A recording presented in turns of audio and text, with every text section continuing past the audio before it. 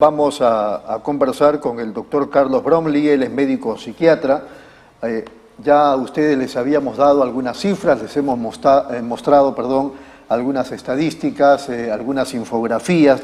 También les hemos dicho de cómo este día viernes se va a presentar el libro Estado Situacional de la Depresión en el Perú, cómo se comporta la depresión en el país, a cuántos afecta y con qué contamos para combatirla.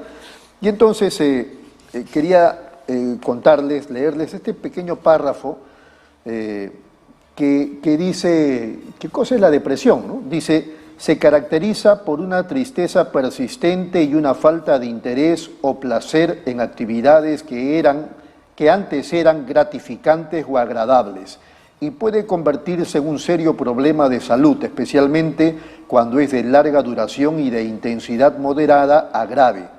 Suele causar gran sufrimiento y alterar las actividades cotidianas. Si bien el concepto de depresión abarca un amplio espectro de trastornos mentales, para efectos de este estudio no se realizan tales distinciones. Muy bien. Doctor Carlos Bromley, ¿cómo está? Tenga usted muy buenos días. Buenos días, Rodolfo. Encantado de estar en su programa para tratar tan importante y delicado tema. Así es un placer tenerlo esta mañana con nuestros televidentes. Cuéntele a ellos, por favor, desde su impresión, ya más allá de lo que dice este libro, desde su impresión, ¿qué cosa es la depresión? Y, digamos, ¿hay algún vínculo con el estrés? ¿Son totalmente, separados uno de otro? ¿Y cómo estamos en el aspecto depresivo aquí en el Perú, por favor? La depresión es una enfermedad, es un trastorno mental. Y esto es importante tenerlo en cuenta desde el principio, porque actualmente se suele banalizar este término, sobre todo en la juventud, cuando suelen decir, estoy con la depre, estoy bajoneado, hoy día he amanecido así, no muy activo. Pero hay que tener cuidado, porque pudiera tratarse de una depresión. Y la depresión tiene diferentes estadios, leve, moderado y grave. Y en los casos graves puede conducir al suicidio. De todas las personas que se han suicidado, aproximadamente el 70% sufría de depresión. Es por eso que no hay que descuidar este trastorno mental. Y consiste en alteraciones del estado de ánimo. Uno se siente muy triste, llega a llorar inclusive sin lágrimas y sin motivo. Llega a decir, no sé por qué estoy triste, por qué me siento así, cuando veo que todo en la vida me está resultando bien. Entonces se acongojan mucho y se ponen muy abatidos emocionalmente. También hay una disminución de la actividad general. Muchas veces la persona no atina a realizar las actividades que antes realizaba con alegría, con placer. Hay pensamientos negativos, hay disminución de la autoestima, uno llega a decirse a sí mismo no valgo para nada, todo me sale mal, no vale la pena seguir viviendo, inclusive en casos extremos. Y también pueden haber algunas somatizaciones como dolores de cabeza, visión borrosa, mareos, taquicardia, trastornos del sueño y del apetito, que son muy importantes. Generalmente la ansiedad va de la mano la depresión va de la mano con la ansiedad. Generalmente la depresión va de la mano con la ansiedad. Son trastornos que coexisten simultáneamente muchas veces. ¿Qué cosa es la ansiedad, por favor?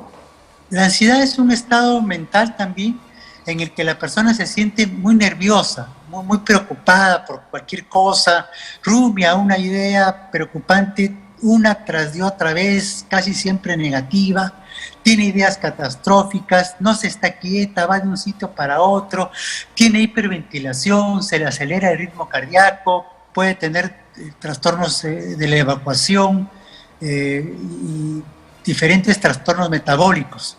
Ahora, entonces la ansiedad con la depresión van de la mano y juntos pueden tener como sustento, como base, el estrés. Muy bien. Doctor, la depresión, está en los seres, en algún sector de seres humanos ya en predisposición, o sea, la persona nace predispuesta, o hay algunas razones. ¿Cuáles pueden ser las razones que motivan esta consecuencia terrible? Hay muchos estudios y al momento lo que se conoce es que las causas de la depresión son múltiples. Confluyen varias causas para terminar haciendo depresión, algunas en mayor o menor intensidad. Por ejemplo, hay factores biológicos.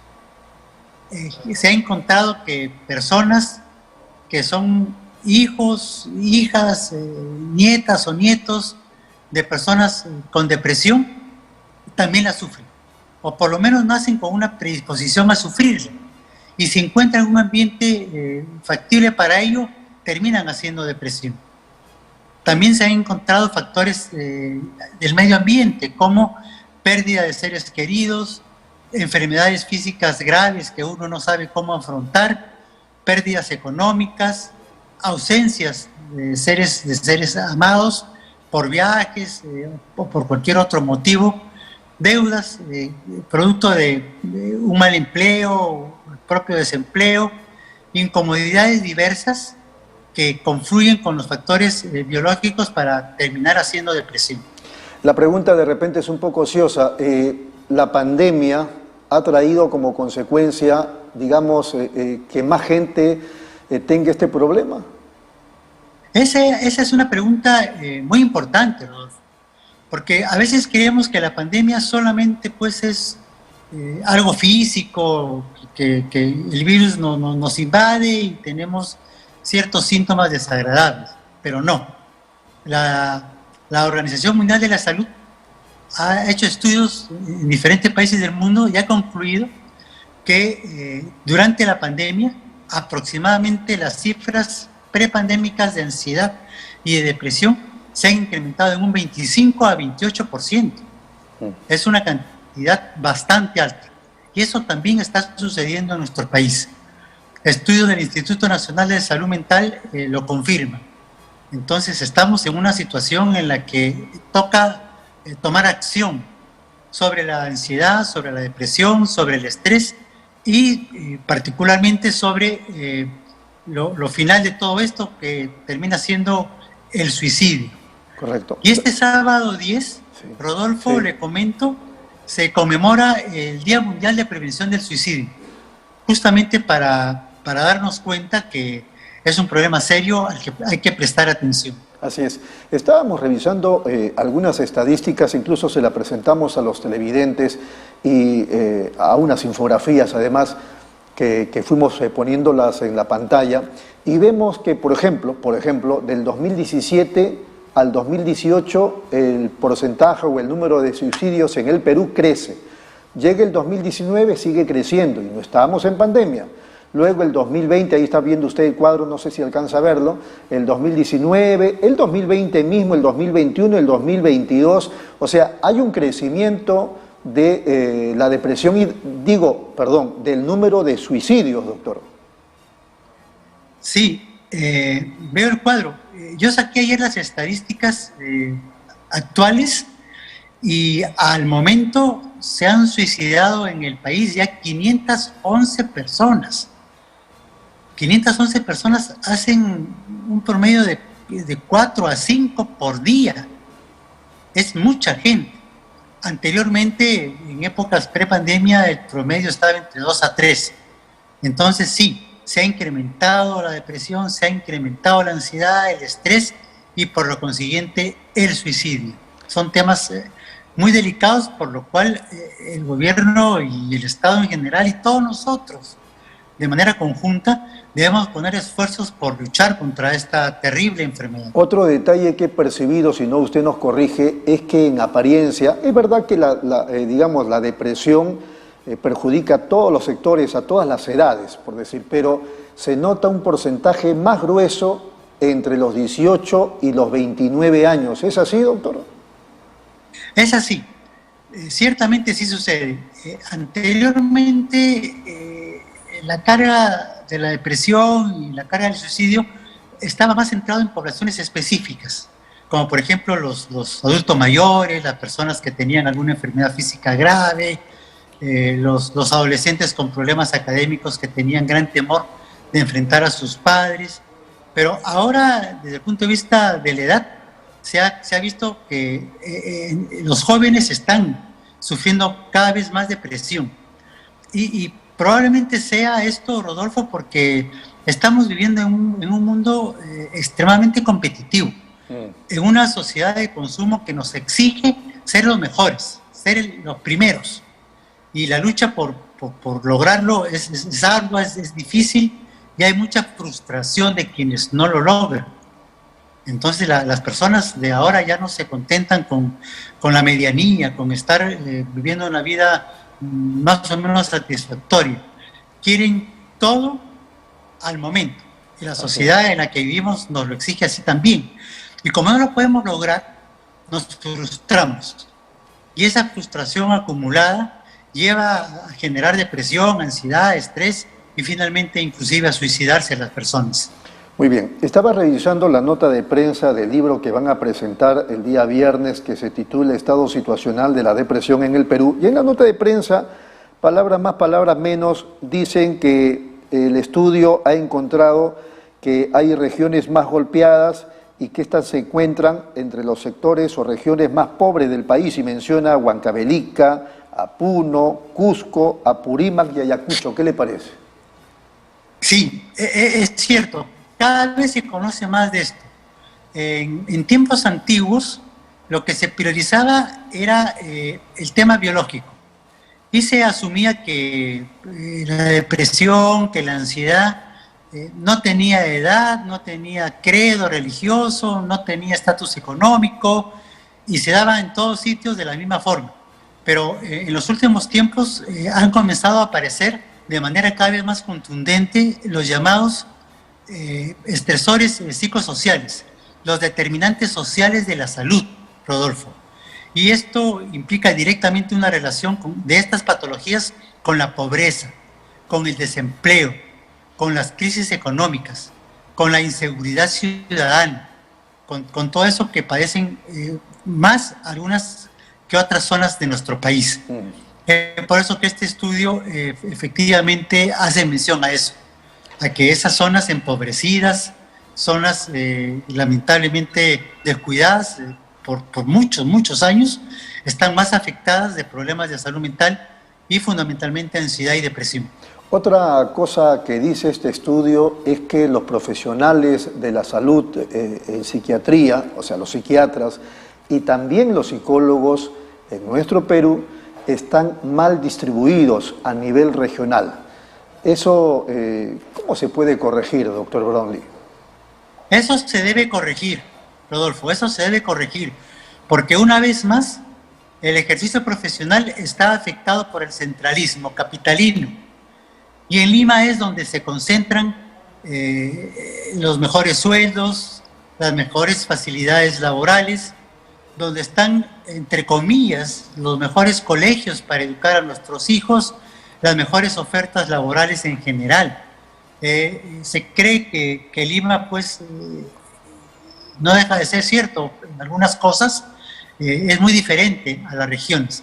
Entonces los psiquiatras, los psicólogos, las enfermeras prefieren quedarse en Lima. Aún muchas veces viniendo de provincias a estudiar la profesión acá, se quedan en Lima. Ya establecen familia, tienen hijos y se quedan a vivir en Lima. Y en las regiones no suelen acudir. Yo tengo entendido que esto se está tratando de corregir y efectivamente está comenzando a dar resultado, incrementando los saberes económicos de estos profesionales en regiones y dándoles mayores facilidades de trabajo. Muy bien. Creo que con esto se va a lograr que estos profesionales se desplacen a regiones para atender a la población. Doctor, tengo dos preguntas más, pero me permite por favor una brevísima pausa y regresamos enseguida. Claro que sí. Correcto, regresamos en unos instantes.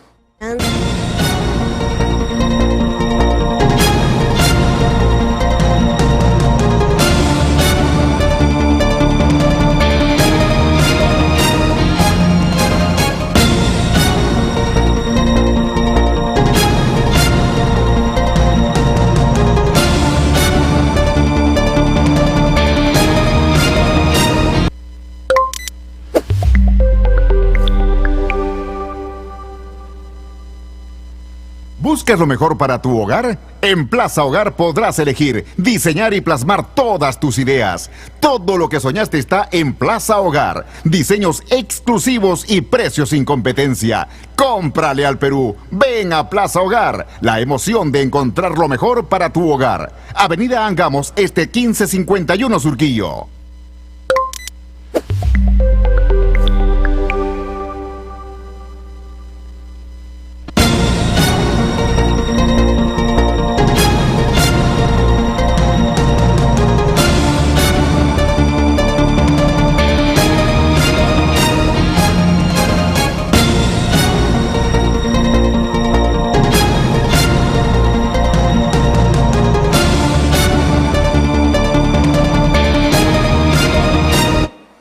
Muy bien, esto es Nativa nos conecta, estamos en Pulso Informativo, estamos conversando con el doctor Carlos Bromley, médico psiquiatra, y teníamos dos interrogantes más, doctor.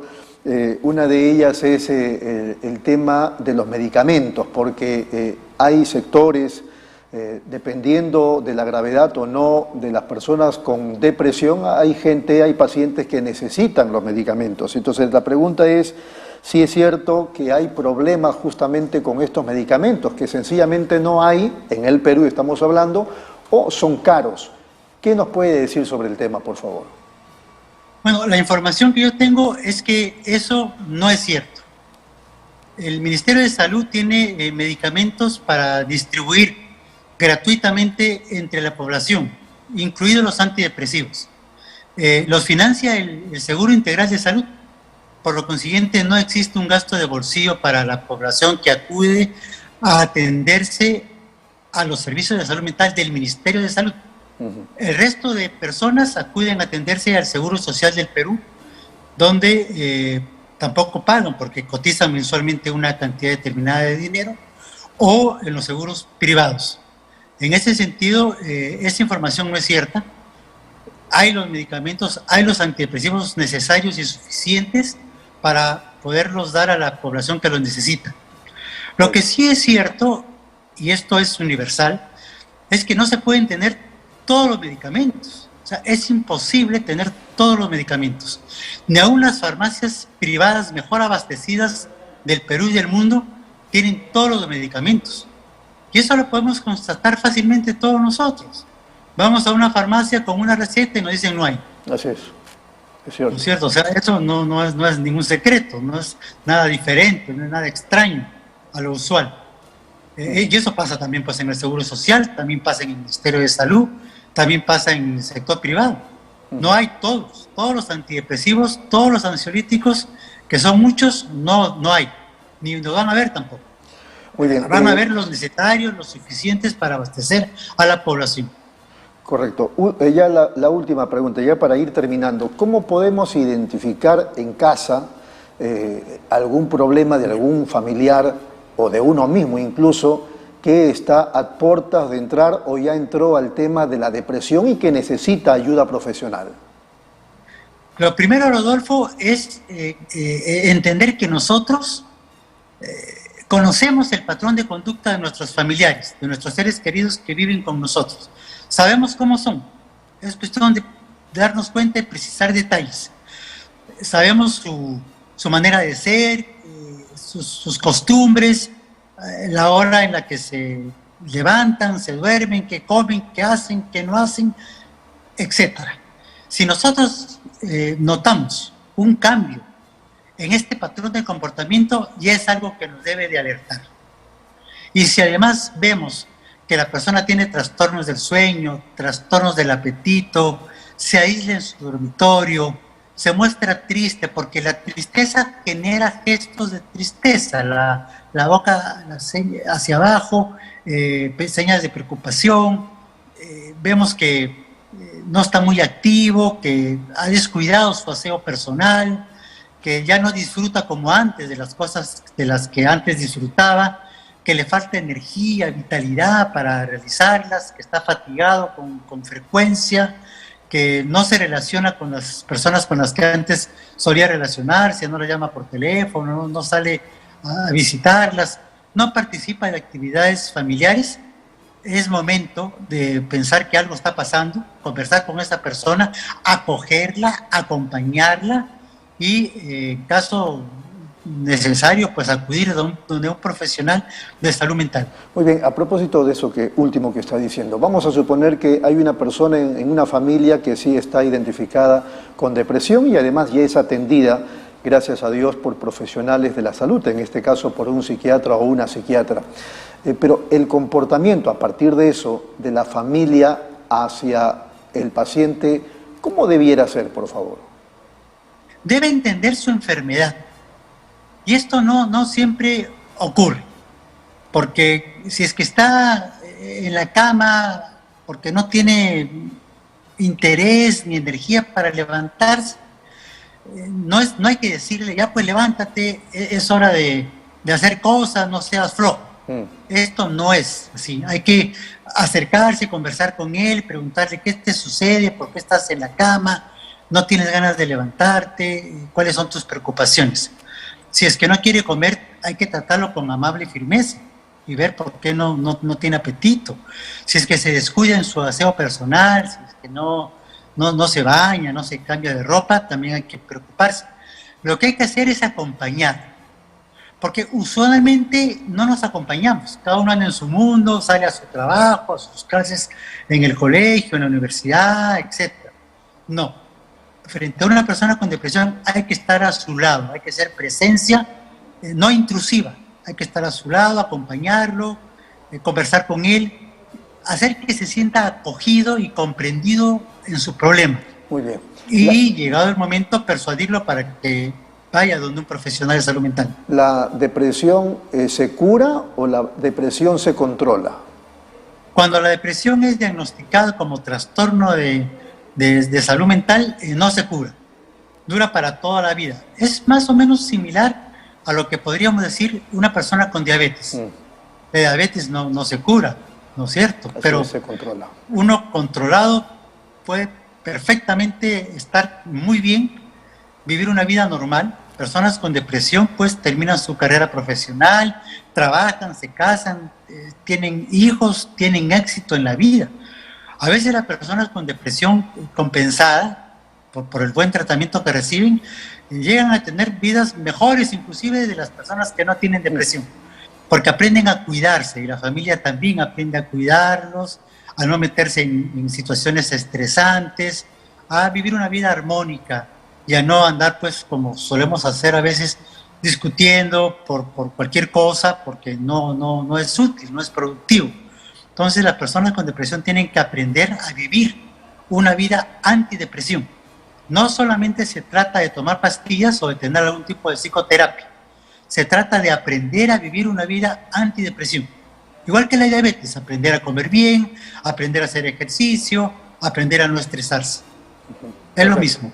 La persona con depresión. Los medicamentos se toman, digamos, considerando una escala de gravedad o incluso desde que ya ha empezado a tener el problema. Sí, Rodolfo, los medicamentos se usan utilizando una escala de gravedad. Por ejemplo, en depresiones muy leves no suelen darse medicamentos. Es suficiente con una psicoterapia y con darle al paciente algunas técnicas o estrategias, mejor diré, para conducirse en la vida. Con esto se puede mejorar una depresión leve.